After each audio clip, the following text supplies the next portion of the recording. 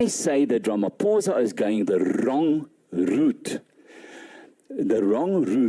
it's true that if you appoint somebody that's going to siphon money, like Trevor Manuel, he was the only trustee, and he siphoned money until the state pension funds was finished.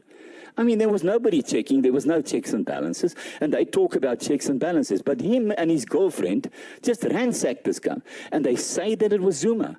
I still challenge the media to come and prove to me bank statements and all that Zuma has captured the state.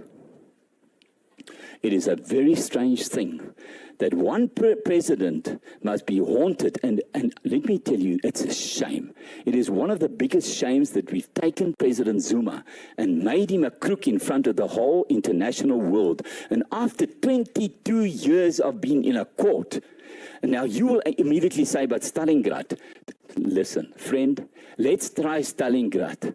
I've been charged for rape by my girlfriend, and you would have seen it in the news.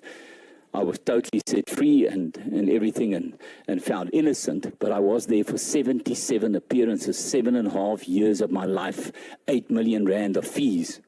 It destroyed me. Eventually, I couldn't even use an advocate. I had to defend myself. It can destroy your life. 22 years in a court is wrong. And now Ramaphosa comes and says, okay, 15,000 other people can go, and you too. And what does the IEC do? They do not even recognize the president of a country that said no more. If you say no more, no more, it means you don't have to go to prison. And then it means automatically there's no 15 months involved. How can you now suddenly turn around? No, he's got 15 months. And isn't it amazing how they can just manipulate it so that it's 15 months and not 13 or not 12 or not 10 or a year? But now suddenly, with the pardon itself, the same story. They like AfriForum. AfriForum takes debit orders of about 29 million rand a month. What do they do with it? They want to build Afrikaans universities. I mean, really? We had Potchefstroom University, it's Afrikaans, they changed it in English. We had Stellenbosch, we changed it in English. So what do you want to do? Build another Afrikaans university that's going to change in English within 2 years? We all know expropriation without compensation is coming. It's there, it's finished. I mean, we know that. So what did I do? I went and I said, in a number of discussions with President Zuma, we must introduce a system like we've got in England. The state has got all the ground, but you've got a form of ownership, a naked form of ownership with 99-year leasehold like we've had with Hong Kong. Now, everybody and all capitalists are saying, but if we do that, all the property will lose its value. Why didn't it happen in England? As a matter of fact, England has got the most expensive property prices in the world. We are not saying expropriate everybody's land, and hopefully that is not the plan of the ANC.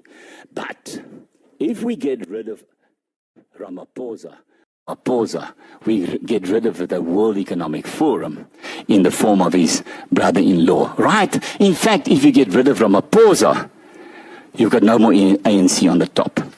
And then, why don't you have a Zulu in the top 7? My goodness gracious, the Nguni group in South Africa, you must recognize and respect as the biggest group and the only person, the only one that really has a king that is active. And what did Ramaphosa do? Okay, he introduced him, then he said to him, let's go to the Soccer World Cup.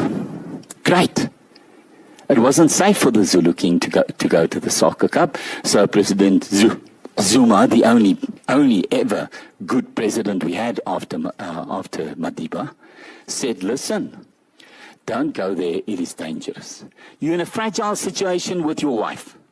Your brother wants to kill you, there's a lot of KwaZulu-Natal killings. So don't go to the Soccer World Cup. So what did Ramaphosa do? He went quickly around, got him in the Joburg hotel.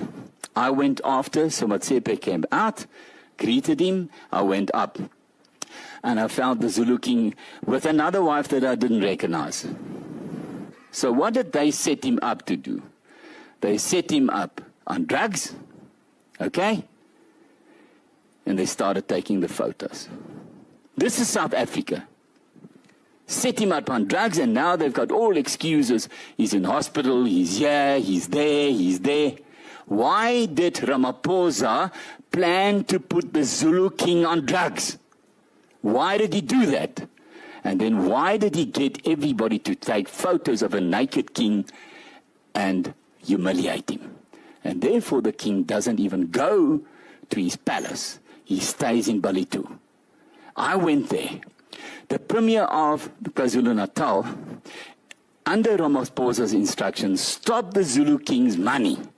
So I had to supply the Zulu King and pay for his staff. None of his staff, a Zulu King, a proud man, was humiliated in this fashion, caught by drugs. And then they can do with him whatever they want to. That is why I went to Nkandla, because I wanted to know for myself what is happening. That is why I became a friend of the Zulu King that disappeared suddenly, because they've given him drugs at the Soccer World Cup, and he was never the same. And then the fights with his brother, the killings, and all those things starts. If we shine a light of truth on South Africa, we can build the greatest nation. But if we're a steenhuisen that cannot stand for example, I went and I saw Andrew Lowe, the DA premier candidate. I took some of the people from Namaqualand, the Namaqualand king and so on. He's an informal king. I know he's not, he must been inaugurated by the premier. I understand that still has to happen. And I asked the question, the Kwai and the San, why don't they have a king? The first people that you and I come from. Now, I'm a descendant from Kretua. My father's mother's side, you can go and do the whole thing. My forefather came in and married Kretua's daughter, Pieternella. So therefore, I have a heart for the first people in this country, and therefore I work in Namaqualand, and therefore I feed the Namaqualanders, because it's one of the worst. It's the richest province in our country, but it's got the poorest people there. I mean, I'm giving you a mouthful today, and I'm going to try and go quickly through another few points. Load shedding is never going to end. I am so surprised that for 23 days we're not going to get load shedding. Can you imagine how much diesel we are pumping now? We are pumping ourselves bankrupt just to keep it going for 23 days, because it's election time, and now we are going to fool the people. The people are not stupid. You know, we are underestimating the intelligence of the average South African. People are clever. They've got internet. Well, children at 2 years old can play with a phone, you know, and bug up your battery. The crime. Take out the criminals of the police. Let me tell you, I've been shot 2021 on the 11th of September, a 9/11 event.